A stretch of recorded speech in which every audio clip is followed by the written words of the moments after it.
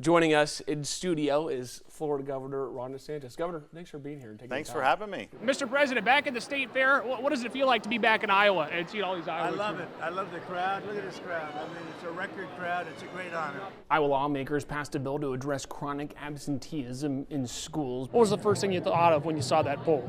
Well, obviously we're excited. Voters will see Iowa State Supreme Court Justice David May on the ballot this year. Here in Altoona at an event for Congressman Zach Nunn, you can see actually just to the right of me here, Senator Chuck Grassley speaking with members of the media here with the winner of the Democratic primary for Iowa's 3rd Congressional District, Lanon Bakam. Public hearing is this barrier that you're going to see right behind the troopers where they have a line. President Biden, assuming if you win the nomination, that's who you'd be running against, but then also focusing on the future. Well, one of the things we do is they take all the legislation in terms of limiting eminent domain for the use of carbon pipelines. Yeah. If you could just have your stance on that for our viewers. Zach? The two facing off tonight in New York with a couple different rules from the presidential debate. We've heard about a multitude of issues in the months leading up to this session. Because you're going to get the truth from people too when you come out and talk to them. Yeah, let's put it this way. You don't. The whole campaign trail this last 8 months here in Iowa. It's not just winning, but it's winning big. Yeah, Mr. Vice President, grand jury, federal judge calling you to speak in front of it yesterday. Just general thoughts on it.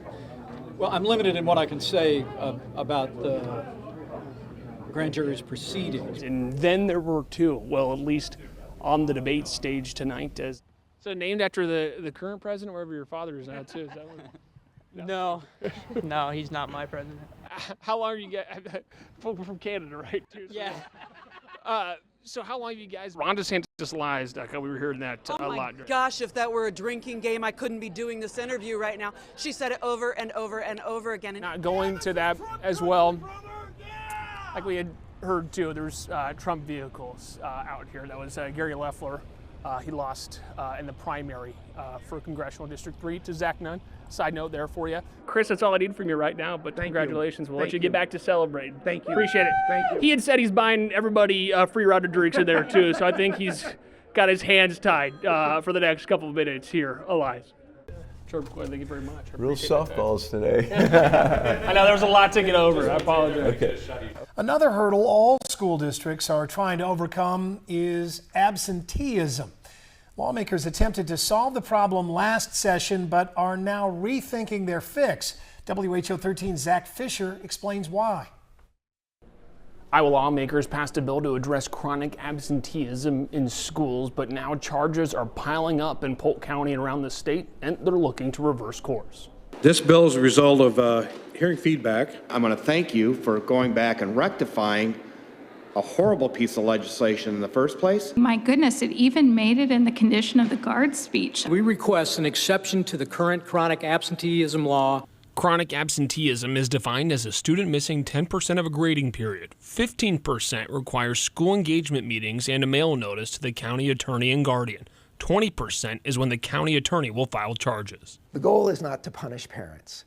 The goal is to keep kids in class, get them in class, and ultimately dismiss any charges. The amount of Central Iowan parents facing prosecution for chronic absenteeism has increased significantly in 2 months.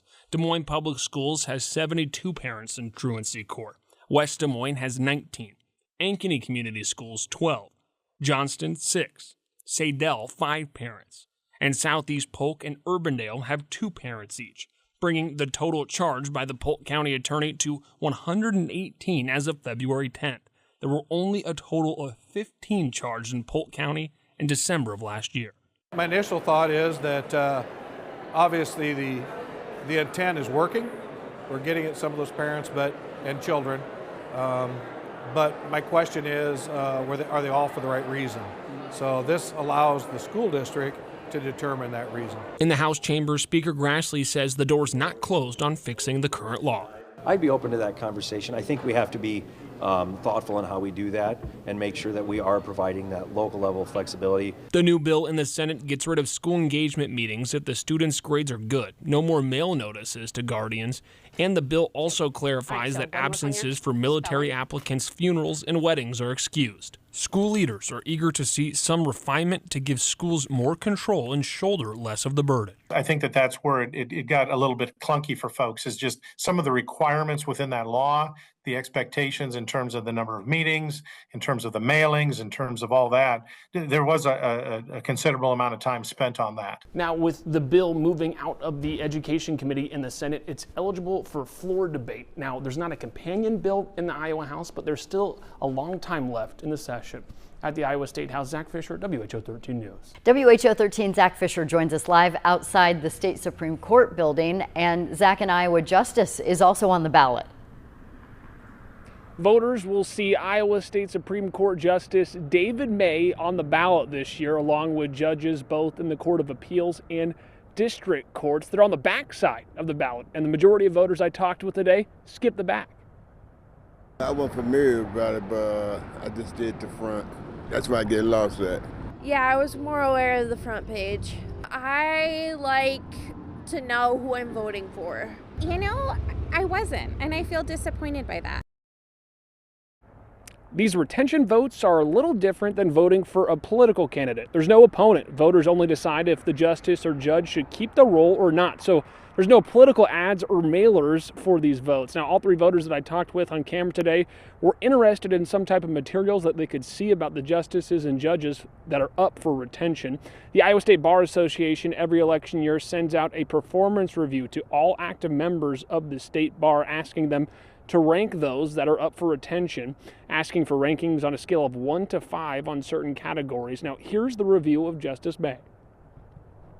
On the 2024 Judicial Performance Review results, Iowa Supreme Court Justice David May's highest scores were a 4.2 for courtesy and patience with litigants, lawyers, and court personnel, and a 4.1 for temperament and demeanor. The rating is good, meaning above average. His lowest scores were a 3.2 for deciding cases on basis of applicable law and fact not affected by outside influence, and a 3.6 for knowledge and application of the law, which is a satisfactory score, meaning average.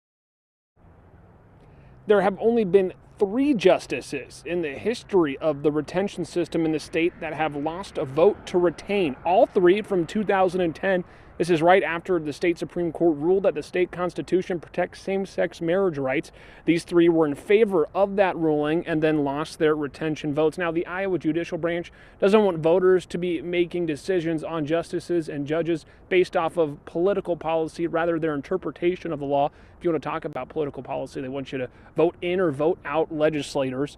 Now, you can read the judicial performance reviews at iowabar.org for Justice May or those other judges that are on the ballot as well.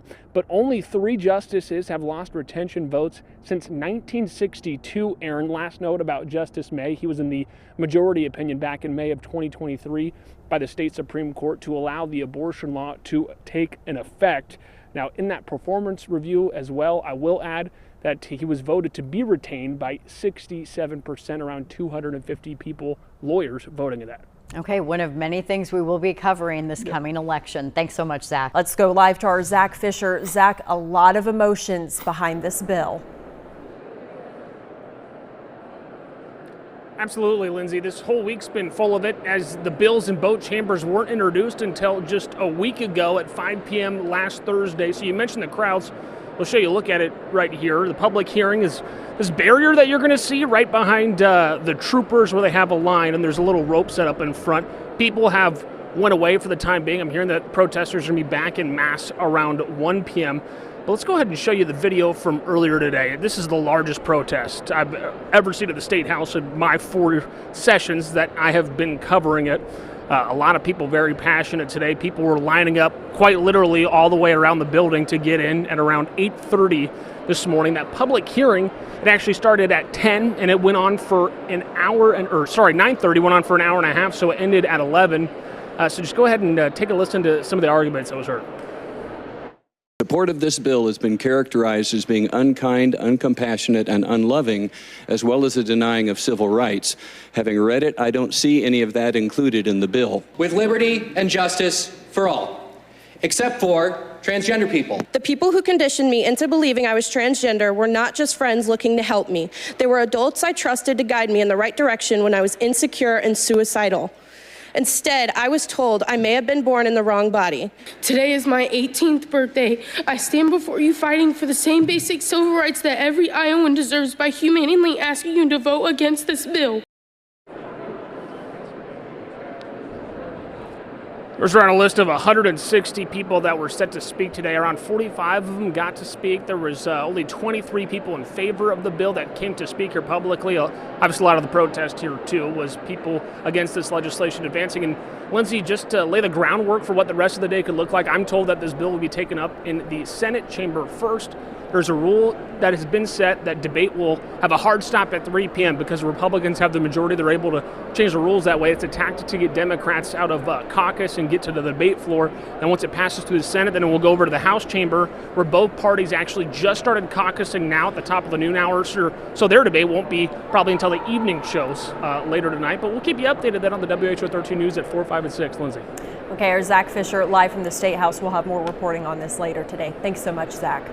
Several presidential candidates here in Iowa on this Sunday drawing large crowds, making their pitch for the GOP nomination for the White House.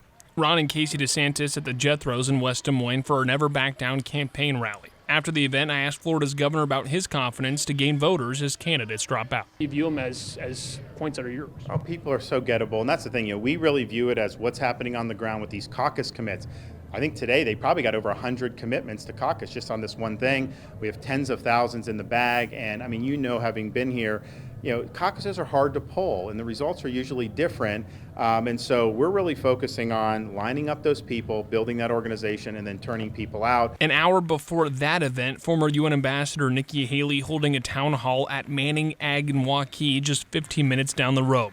She touted her national poll numbers. In every one of those polls, I was up by 10 to 13. Now I'm up by 17 points. Think about it. That means wins up and down for our governors, for our Senate seats, for our House seats. And Vivek Ramaswamy hosting multiple events across Iowa. He was on Today in Iowa Sunday sharing his excitement for new voter turnout. We're courting all kinds of new voters into the GOP primary and into the GOP caucus in Iowa.